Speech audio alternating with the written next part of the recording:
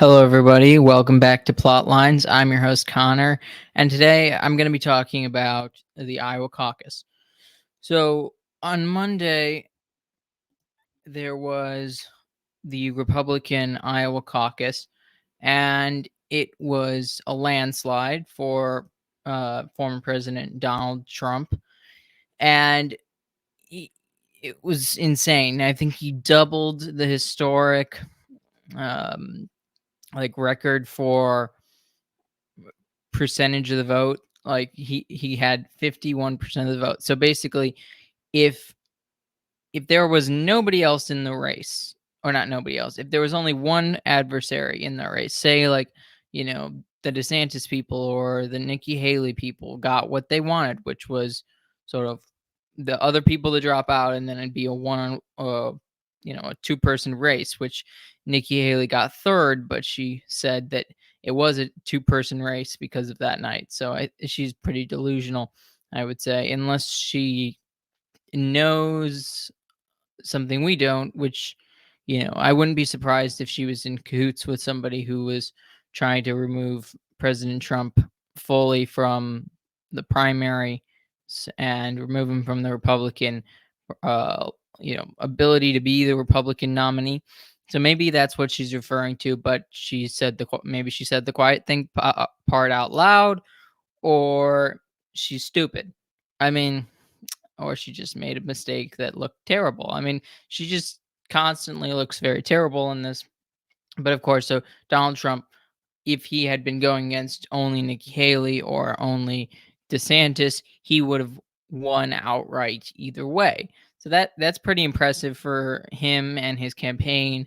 I believe the polls were called, the election or the caucus was called by the media with 1% reporting in, which was pretty insane. I was pretty surprised that it was so fast that they called it like that. So, and whether or not they're trying to ease Trump supporters into a sense of security, I don't know.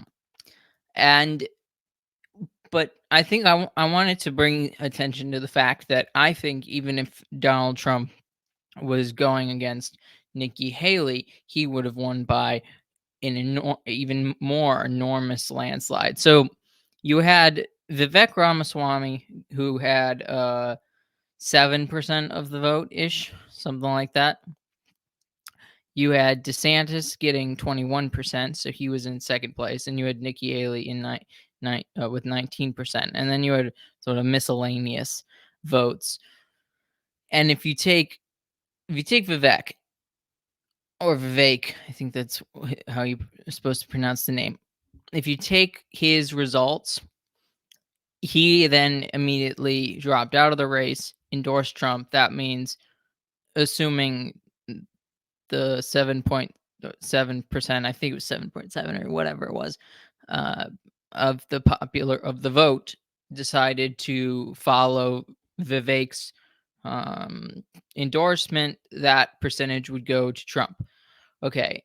DeSantis has sort of set himself up as kind of, I'm not Trump, but I'm not against Trump's policies.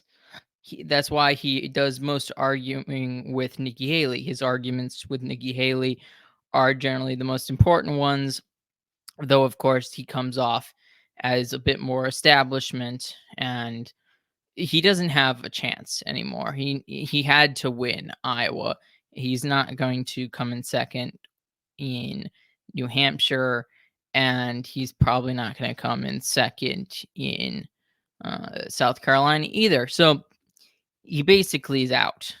I mean, he's still in the race. He hasn't conceded, but he's pretty much done. Nikki Haley sort of believes she has a chance because she will get Democrats to cross into Republican um, primaries and vote for her, because most of her money is coming from Democrats anyways. She is discount Hillary Clinton, I guess. She's very much like Hillary Clinton. She just has some minor disagreements, I would say, with her, but principally they come from the same school of thought.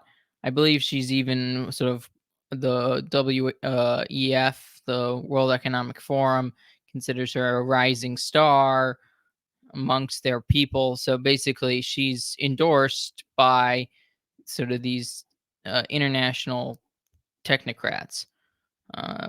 And that's basically where it stands. But if you take DeSantis' vote, I would say um, it's not being presumptive to say that half of his voters would vote for Trump if DeSantis wasn't on the ballot. Like, I don't think they would jump to Nikki Haley because Nikki Haley can't. I guess Nikki Haley is not sure where she stands on the trans stuff. So basically, she would not be palatable to them unless, maybe that's why I'm saying like 10% of those votes might just not like Donald Trump at all, not, think him unpalatable and would prefer somebody else. So therefore, they're going to vote for Nikki Haley, even though they don't like her policies, but they think she's got maybe a better head on her shoulders kind of thing than Trump does.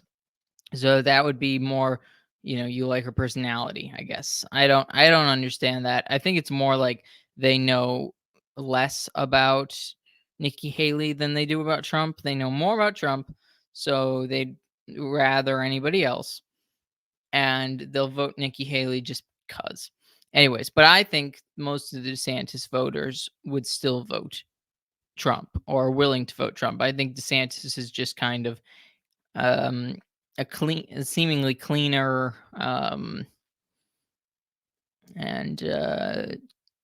preferable character to Trump. But it's clear that he's run a terrible campaign, and the Democrats by charging Trump by trying to put him in jail, basically have they basically made it in a loyalty uh, necessity to support Trump. Because if they weren't going after him, if they weren't trying to put him in jail, then people might be more free to make decisions and be like, we don't need to elect Trump. But they basically, the media can't help themselves. The judges can't help themselves. The district attorneys can't help themselves. They need Trump to be put away. Also, by probably putting him back in the White House. This is basically the best way to put him back in the White House is by charging him with these things. Because by the standard of these allegations against Trump, every previous every presidential candidate, or sorry, not presidential candidate, every president going back maybe 50 years should all be in jail because of this. Uh, if you're keeping with the standards that of why they're prosecuting Donald Trump. This is the problem. It's basically showing that they just don't like Trump. It's not really that he broke laws, and even if he did, they're doing it because they don't like him, not because he broke the laws, but because they think it's, their duty to prevent the electorate from being able to elect him, I guess. And then that's why they're trying to remove him from ballots, even though the Confederacy is basically the reason they're trying to say is the insurrection thing, even though the law regarding that is geared towards former Confederates who tried to uh, well, I don't even think you'd consider it sort of a resurrection, or sorry, insurrection in the sense of trying to take over the American government. The Confederacy didn't even do that. They tried to secede. Seceding is, I don't even think you could consider that insurrection, because states have rights. Um, they all voluntarily joined this union. That's what it used to be. Uh, the State of the Union. It's a union that was agreed upon. That union can be dissolved voluntarily, I would think. It's not a marital union or anything like that, so it doesn't really make any sense. But of course, history showed that it required war, and that's basically where we're at. Trump is on the way to utterly obliterate his enemies in the party, though when he's basically comfortable, he's very complimentary. He was actually complimenting his rivals after his election, or after the caucus, after the Iowa caucus. But he's also willing to go on the offensive if he sees somebody as a threat to him, because he's really, if you're loyal to me, if you're on my side, you're my friend. If you're not loyal, if you're against me, you're my enemy. That's how he sees things, and it comes in handy for him. But it's very important to see things as, like, the Republican Party is very much, according to the Iowa results, and it will probably continue, that the Trump, or the sort of populist, or whatever, the MAGA part of the party, is very large and probably insurmountable. With, as I said, 51%, you add half of DeSantis, and you add Vivek's, and you get basically, you could say at least 70% of the Republican electorate in Iowa voted for Donald Trump. So I just wanted to give you guys kind of my take on that, and uh, a little bit of a breakdown. So thank you all for watching. I have another episode about the imperial idea, but this time about the Christian imperial idea. That will be coming out Friday. Thank you all for watching. Please like, share, comment, and subscribe. And God bless. Thank you.